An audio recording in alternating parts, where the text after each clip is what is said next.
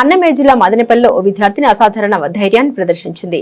10వ తరగతి public exams రాస్తున్న సమయంలో పాము కాటుకు గురైనప్పటికీ పరీక్షను మధ్యలో ఆపకుండా పూర్తి చేసింది. మదనపల్లి బసినికొండకు చెందిన ఆఫ్రాన్ అనే విద్యార్థిని 7 హిల్స్ స్కూల్లో 10వ తరగతి చదువుతోంది. ఈ రోజు జెడ్పీ హైస్కూల్లో జరుగుతున్న 10వ తరగతి పరీక్షకు హాజరైన ఆమె పరీక్ష రాస్తున్న సమయంలో పాము కాటుకు గురైంది. అయితే ఏమీ కాలేదు అంటూ ధైర్యంగా స్పందించిన ఆఫ్రాన్ ఇన్విజిలేటర్ కు సమాచారం ఇచ్చిన పరీక్షను ఆపకుండా కొనసాగించింది.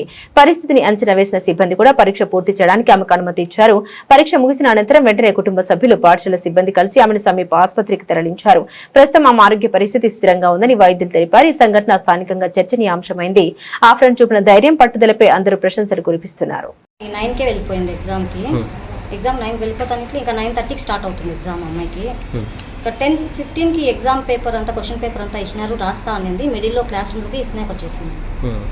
అది అందరూ పిల్లలు చూసిన పక్కన ఉండేవాళ్ళు. ఈ పాప చూడలేదు, అట్లే రాస్తా అనేది. ఈ పాప చూడలేదు, ఈ పాప బెంచ్ కింద స్నేక్ ఉండదని పక్కన ఉండే పిల్లలు చెప్పినారంట స్నేక్ ఉంది అని. అందరూ లేసి నిలబడిపోయినారు క్లాస్ రూమ్లో. ఈ అమ్మాయి లేకనే అలానే కూర్చొని రాస్తా అనేది.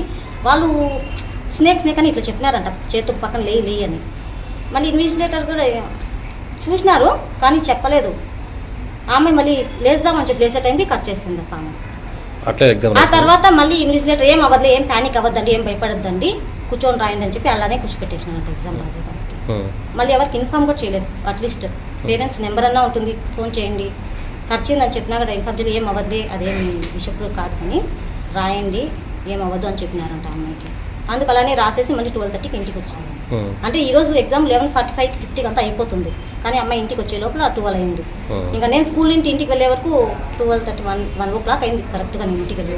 అప్పుడు అమ్మాయి నాకు ఇన్ఫార్మ్ చేస్తే నేను 2 o'clockకి ఇక్కడ పిలుచుకొచ్చాను హాస్పిటల్ జాయిన్ చేస్తాను చూపించేకి.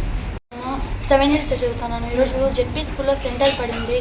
బయాలజీ ఎగ్జామ్ 9:30కి స్టార్ట్ అయిపోయింది. తర్వాత 10:15, 10:30కి ఫామ్ వచ్చింది. అయినా కూడా ఎవరు అందరు పిల్లలందరూ లేచేసినారు. నేను లేసే టైంకి అది కట్ చేసింది. ఇన్విజిలేటర్ చెప్తే ఏం కాదు, పానిక్ అవ్వద్దండి అని చెప్పి కూర్చోబెట్టి రాపిచ్చేసింది.